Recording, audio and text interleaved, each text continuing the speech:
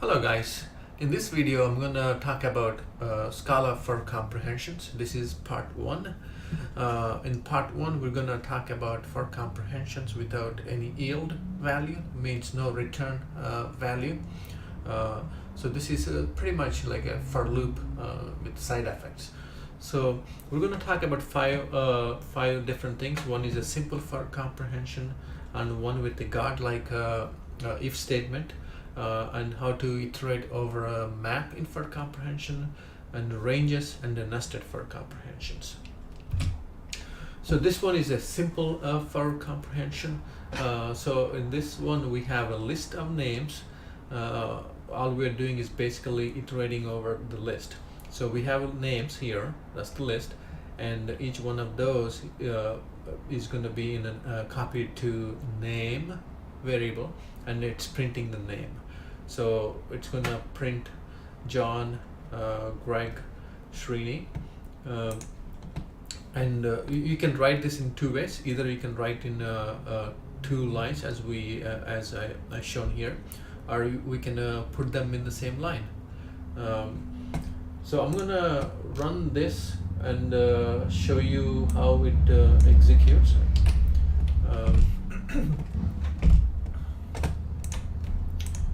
Alright, so this is the list here.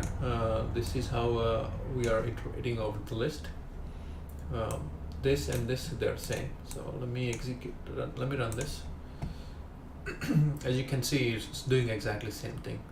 It's printing each of the elements in the list. By the way guys, the one I'm running here is a Scala workbook. It's called Scala worksheet. You can execute Scala directly here. So that's the simple for comprehension.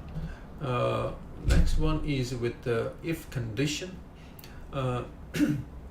So basically it's exactly same like the one we saw before, except we added a guard with if statement.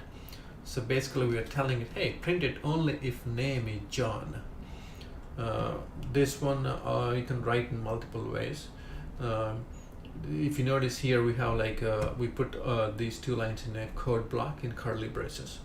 You can do that without a code block, exactly same thing without curly braces. Or you can put everything in one line. Although I would recommend not doing it in one line. It may look fancy now, but if some new guy comes into the team and you have multiple things going on, it may be confusing. So just watch out for that. So I'm gonna execute this also here and show you how this will work.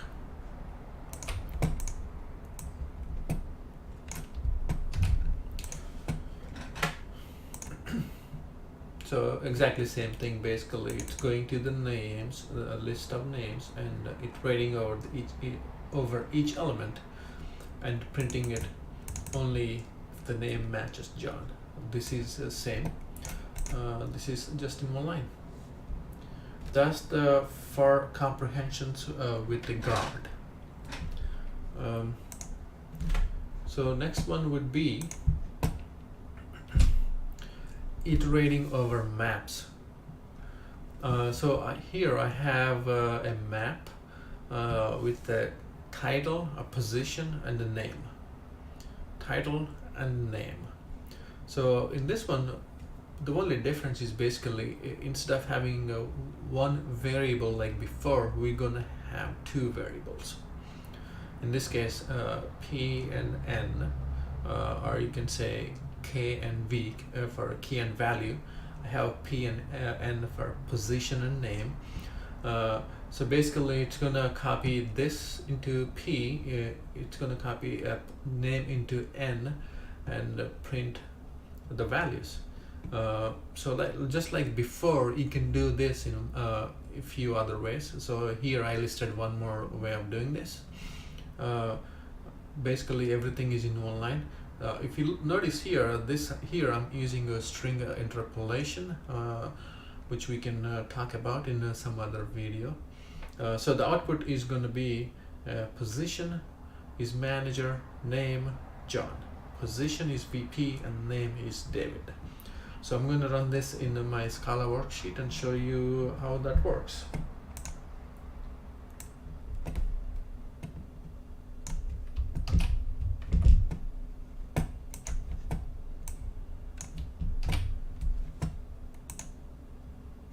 Here we go.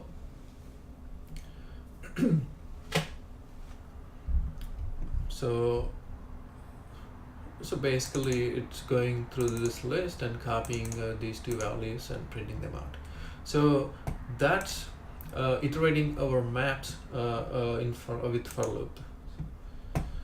Right, next one is going to be range. The range is very straightforward, guys. You specify a range 1 to 5, and it's going to iterate over 1, 2, 3, 4, 5 and print them out. Here I have 1 to 5. You can also use 1 until 5, which means it's going to print 1, 2, 3, 4. So the range is very straightforward, as you can see. So next one is a nested for comprehensions. So nested is basically for you're gonna have like two loops for each element. On the outer loop, it's gonna print everything inside the of a nested loop. So in this case, we have a teacher Eugene, student Srini and John. So imagine there is one teacher having multiple students, and you want to print all the students for that teacher. So basically you have two here. It's going to iterate over teachers first, and then it's going to iterate over students. For each element in teachers, it's going to print everything in students. So you can do it in multiple ways.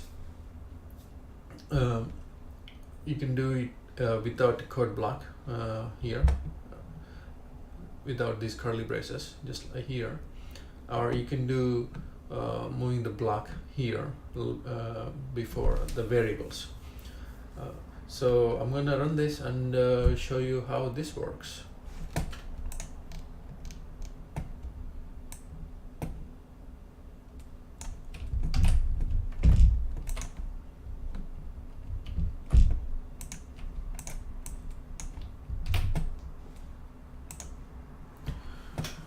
Hello guys, as you can see, first thing it does is it goes to this, gets an element from first element from this list, and then it gets all the elements from the second list here, students.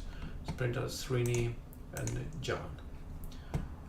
Same here, it's different ways of doing it.